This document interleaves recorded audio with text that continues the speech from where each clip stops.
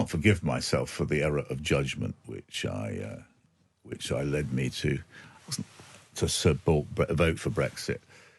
Fascinating that Peter Oborne has done a public confession, really, about his positions travelling from being a right-wing journalist, pushing Eurosceptic views, to now making a public confession about guilt that he feels, I suppose, and the part that he played in supporting Brexit and where we have ended up. Not only that, Peter Oborne does go on to express his belief that the UK will rejoin the European Union, albeit he predicts by stealth.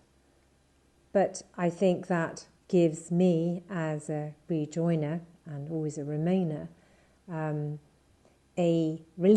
feeling of relief, because I know that every minute that we're allowing Brexit to continue, we are damaging our country unnecessarily. Start by asking you about Brexit and your current views on Brexit. You were a very strong Eurosceptic once upon a time.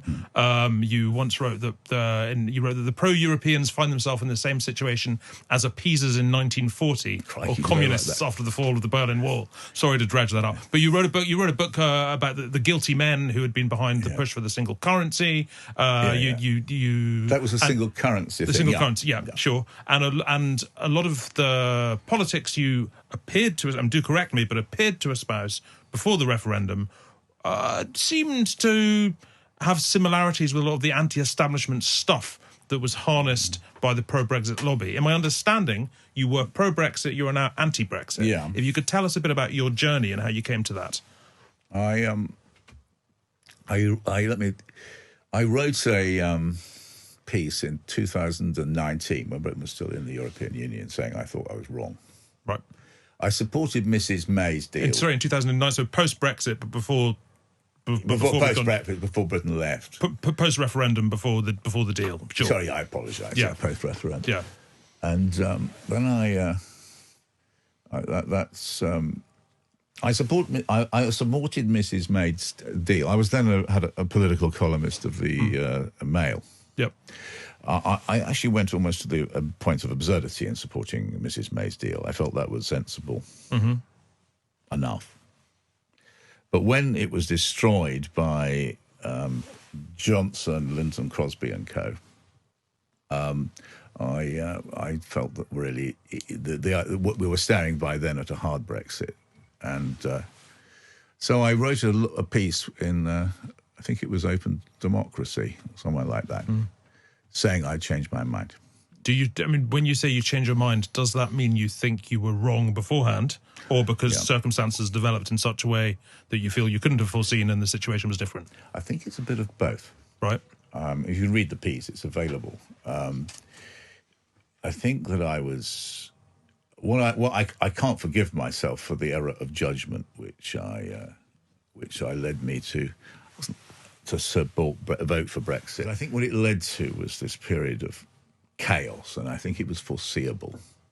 So I do regret my vote for Brexit. Is there anything you regret about your writing long before that may have sowed the seeds of the Euroscepticism that led to Brexit? Because, you were regarded as a very strong Eurosceptic voice in the media. I don't think that's quite right, actually. I don't think I was. I wasn't a great sort of... You were by me. Yeah, I think I wasn't in the sort of... I don't think you're quite right there. Nevertheless, I wrote on for instance, I think I had arguments which I think are still respectable. I still think the euro is a nightmare. And I was very persuaded by the democratic case for Brexit that the problem about the European Union is that it superimposes sort of a supranational apparatus, and there's a contradiction. You really have to have one state in the end. And I still see that analysis, but I think that watching Brexit and how it produced the chaos that it did, I have to say that I was wrong. Again, though, when you were writing in favour of Brexit, You said a lot of the things that you made a lot of the anti-establishment case in your writing. I wonder whether I did. I was looking at the best piece I wrote. I think was in the. I mean, I could quote you a little if it would be helpful. Please, yeah. No, well, sure. You talked about you described the outrageously heavy and persistent pressure that had been brought to bear on broadcast media, culminating in a cave-in to the government's bully boys when the media was basically sharing what came to be known as Project Fear. You very much bought into and spread the narrative. There were lies told on, probably. Yeah. I mean, by then, I think there were lies told on both sides. By the way, sure, and there were. But look, I'm perfectly happy to say I got it wrong on Brexit. How important do you think Brexit is now as a political issue, and how important should it be? One of the problems about British political discourse is that it's become deeply dishonest in various different ways. But one of the ways is that very often people don't want to talk. Leading politicians avoid the most important issues. Yes, absolutely. And the most important issue facing this country at the moment, and certainly in terms of, I think probably the most, is the European Union. Mm-hmm. And yet nobody wants to talk about it. They want to pretend it doesn't exist. On both sides. Yeah. On all sides, yeah. I mean, and I think all the evidence points to the fact that Britain would be better off inside and it would be better for us. But, I say all of the evidence, much of the evidence. But nobody will address it. I wish that Keir Starmer, but there we are, had not taken this sort of almost comatosely cautious approach to these sorts of issues and run a proper campaign for Britain to come back into the European Union. Really?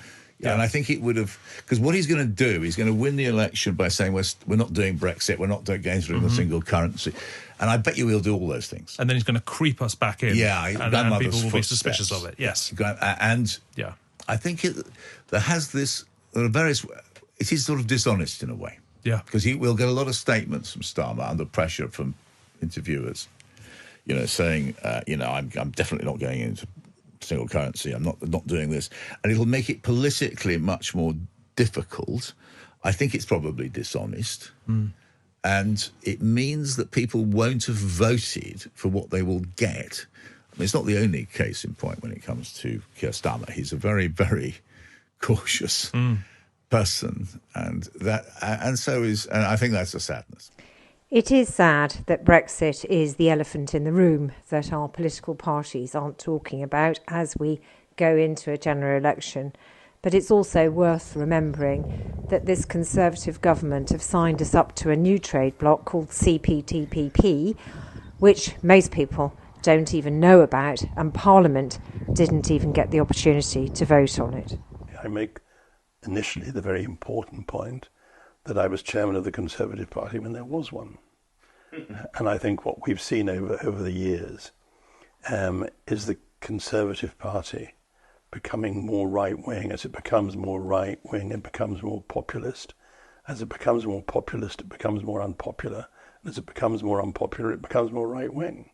And I think it's that what it does in the process is lose something which won John Major the election in '92, which is the most important attribute for a government, I think, the benefit of the doubt.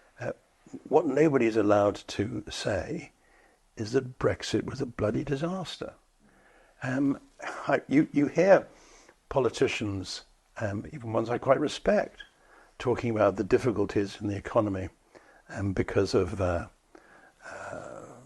war in Ukraine and the effect on oil prices, the effects on the economy of COVID.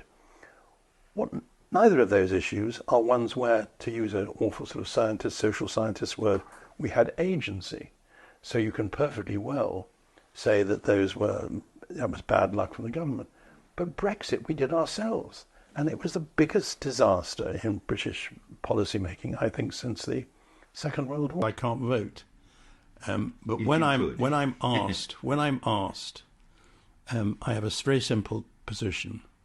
I couldn't vote for a candidate who'd been in favour of Brexit. Look, I'm 79. I don't think there's a chance in hell of us rejoining the European Union in my lifetime, unless I live to a sort of Methuselah age. But I do think there are better ways of organising our relationship with our biggest market, and we should do them. And we shouldn't, when we try to do them, be put off by tabloid headlines or tabloid arguments by some on the political extremes that we're somehow destroying Britain's independence and withering the chances of Brexit Britain, or the chances that we open up for trade out in the rest of the world.